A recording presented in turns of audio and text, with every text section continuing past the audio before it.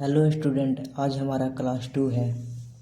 आज हम देखेंगे परमाणु संख्या तथा परमाणु द्रव्यमान के आधार पर परमाणु को 3 भागों में बांटा गया है। इसके बारे में आज हम इस वीडियो में बताने जा रहे हैं। अगर जो आप चैनल पर नए हैं तो चैनल को सब्सक्राइब करें और पिछले वीडियो को अवश्य देखें। तो देखते हैं, परमाणु संख्या तथा परमाणु द्रव्यमान के आधार पर परमाणु को 3 वर्गों में बांटा गया है।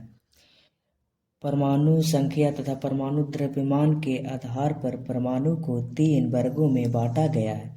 कितने वर्गों में बांटा गया? 3 वर्गों में बांटा। पहला है समस्थानिक, दूसरा है समभारिक। पहला है समस्थानिक, दूसरा है समभारिक, तीसरा है आपका समन्यूट्रॉनिक।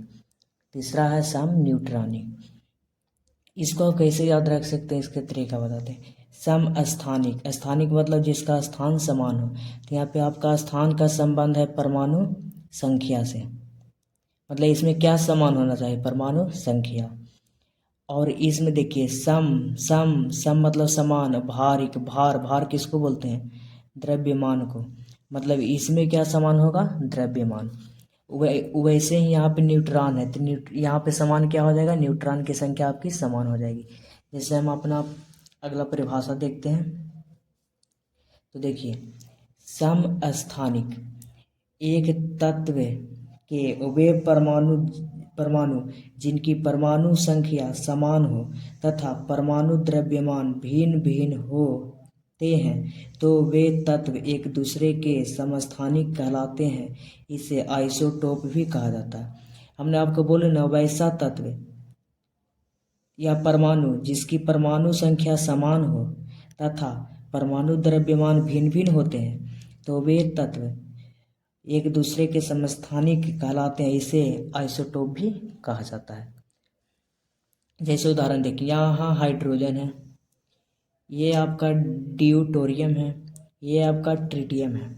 यहाँ पे देखिए हाइड्रोजन, आपको पिछले वीडियो में बताए थे कि किसी भी परमाणु के नीचे वाला भाग होता है परमाणु संख्या, और ऊपर वाला भाग होता है क्या? द्रव्यमान। यहाँ पे देखिए परमाणु संख्या इसमें भी एक है, परमाणु संख्या इसमें भी एक है, परमाणु संख्या इसमें भी एक है। मतलब परमाणु संख्या तीनों में समान है,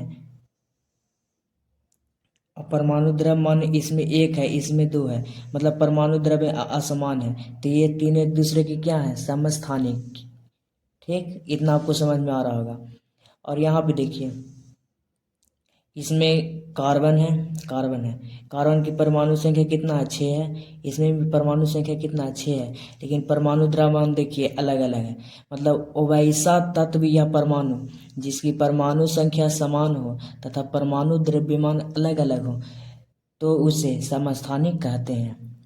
ठीक, अगला देखते हैं समभारिक। भारिक मतलब भार समान हो, भार मतलब द्रव्यमान। भिन्न तत्वों के वे परमाणु जिनका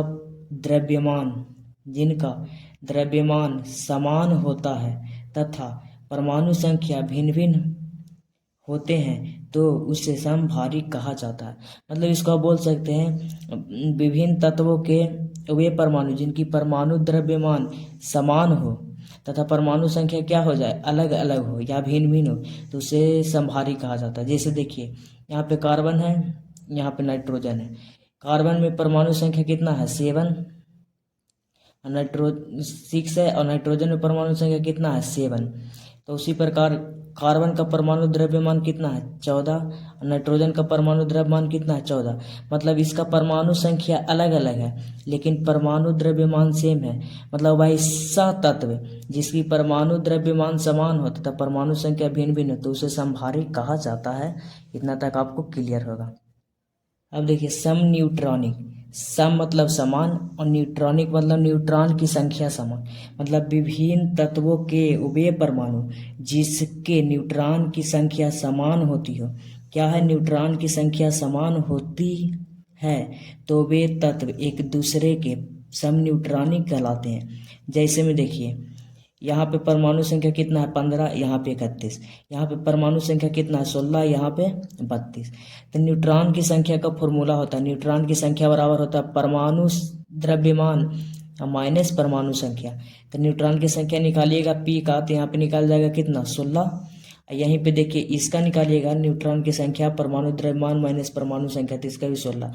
ये दोनों का न्यूट्रॉन की संख्या क्या है, समान है, इसलिए ये दोनों एक दूसरे के क्या है, सम न्यूट्रॉनिक है।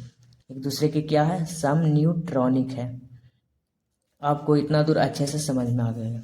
अब और हम ये सब को आपको एक जगह कर देते हैं तो आपको आसानी होगा। ठीक, पहला आपका था सम स्थानिक,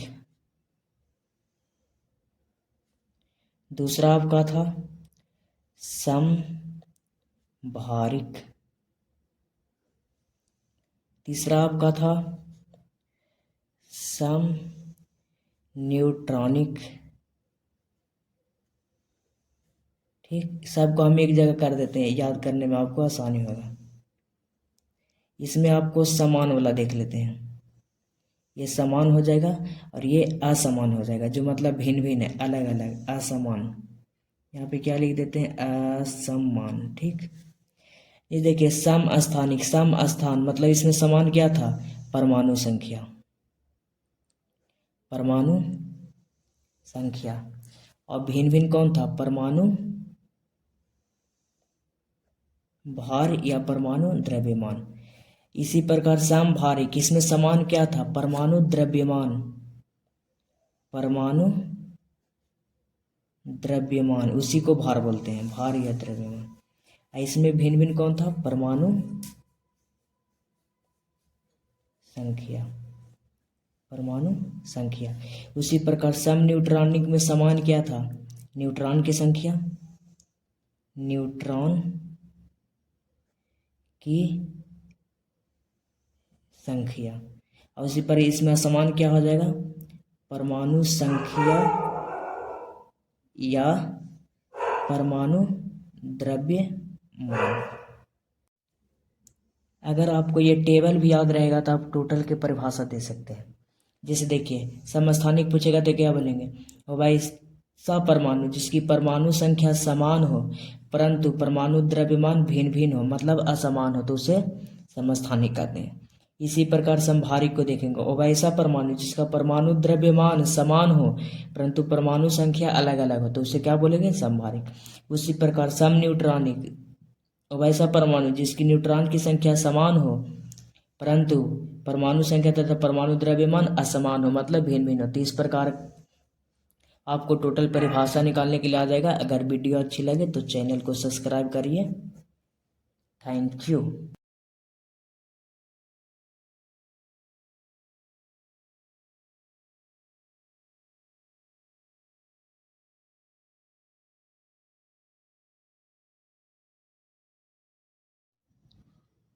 हाय बच्चों, आज हमारा क्लास है ऑर्बिट, जिसे कक्षा बोलते हैं। अगर जो आप हमारे चैनल पर नए हैं तो चैनल को सब्सक्राइब कर दीजिए। देखते हैं ऑर्बिट किससे कहते हैं। परमाणु के नाभिक के चारों ओर इलेक्ट्रॉन जिस निश्चित ऊर्जा के साथ चक्कर लगाती है उसे ऑर्बिट कहा जाता है। ऑर्बिट को संख्या से संकेत किया जाता है। परमाणु के पहले कक्षा वे होते हैं जो परमाणु के नाभिक के नज़दीक होते हैं। आइए हम समझते हैं चित्र द्वारा। ये जो परमाणु के चारों ओर ये इलेक्ट्रॉन जिस ऊर्जा के साथ अपनी कक्षा में चक्कर लगाते हैं तो उसे क्या कहते हैं, ऑर्बिट कहते हैं। और ऑर्बिट को संख्या से सूचित किया जाता है, जैसे 1 2 3 4, 1 2 3 4। और पहला हम किसे मानेंगे, तो परमाणु के पहले कक्षा वे होते हैं जो परमाणु के नाभिक के नज़दीक होते हैं। तो परमाणु के नाभिक यह है, तो इसके नज़दीक ये हो जाएगा 1 2, ये हो जाएगा 3 और ये हो जाएगा 4। ठीक,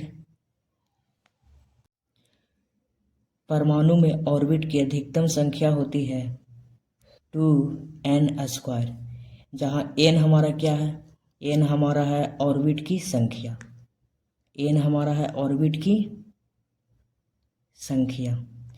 जैसे देखिए यहाँ पे हम बताते हैं 2 गुने एन, अगर जो पहली कक्षा में निकालिएगा तो एन कितना है 1 है, तो यहाँ पे 1 से गुना करिएगा, स्क्वायर है तो स्क्वायर, मतलब हो जाएगा 2 गुने 1 बराबर 2, मतलब पहली कक्षा में कितना होगा 2 इलेक्ट्रॉन की संख्या होगा, दूसरी कक्षा में निकालिएगा तो 2, एन का मान कितना रखिएगा 2, तो यहाँ पे हो जाएगा 2 और के स्क्वायर, तो हो जाएगा 2 गुने 2 दूनी 4, तो 4 दूनी कितना हो जाएगा 8, मतलब दूसरे कक्षा में कितना इलेक्ट्रॉन होगा 8 होगा।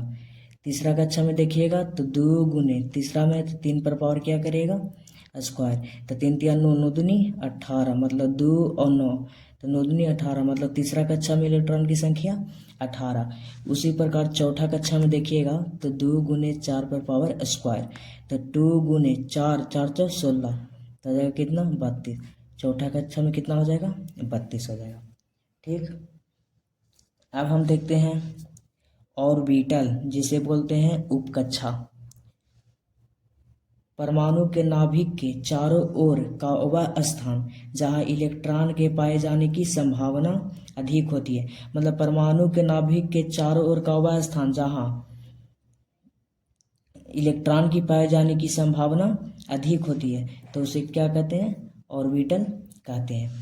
ऑर्बिट के अंदर ऑर्बिटल उपस्थित होते हैं, मतलब ऑर्बिट में ही ऑर्बिटल होते हैं, ये आपको समझ में आ गया होगा।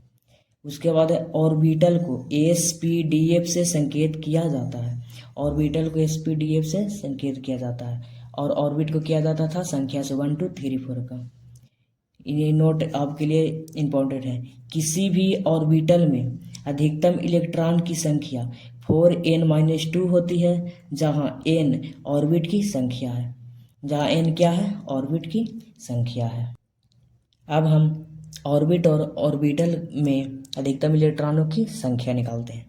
तो ऑर्बिट में पहला देखिएगा तो 2 गुने n है ऑर्बिट की संख्या, तो ऑर्बिट की संख्या कितना है 1, तो 1 स्क्वायर है तो स्क्वायर बराबर क्या हो जाएगा 2 गुने 1 बराबर 2, मतलब पहली कक्षा में अधिकतम इलेक्ट्रॉन की संख्या ऑर्बिट वाला में कितना हो जाएगा 2, और उसी प्रकार दूसरा में देखिएगा तो 2 पर पावर 2, मतलब 2 गुने 4, दूसरा कक्षा में कितना हो जाएगा 8। उसी प्रकार तीसरा कक्षा में देखिएगा तो 2 और तीसरा कक्षा में कितना है 3, तो 3 पे स्क्वायर बराबर 2 गुने 9 कितना हो जाएगा 18, मतलब तीसरा कक्षा में ऑर्बिट की अधिकतम इलेक्ट्रॉन की संख्या हो जाएगा 18। चौथा में देखिएगा तो 2 इतना हो जाएगा 2 गुने 16, मतलब चौथा में कितना हो जाएगा 32। उसी प्रकार ऑर्बिटल में देखिएगा तो क्या होता था 4n-2, तो 4n-2 मतलब 4 गुने n मतलब पहला निकालिएगा तो 1 और -2, तो हो जाएगा आपका 4 - 2 कितना हो जाएगा 2। उसी प्रकार देखिएगा दूसरा में तो 4 गुने n के जगह पर क्या रखिएगा 2 और -2, तो हो जाएगा 4 दूनी 8 और -2 कितना हो जाएगा ये 6। उसी प्रकार अगला में देखिएगा तो 3 4 गुने 3 और माइनस क्या हो जाएगा हमारा 2, तो हो जाएगा 4 दिया 12, 12 में से 2 जाएगा हो जाएगा 10।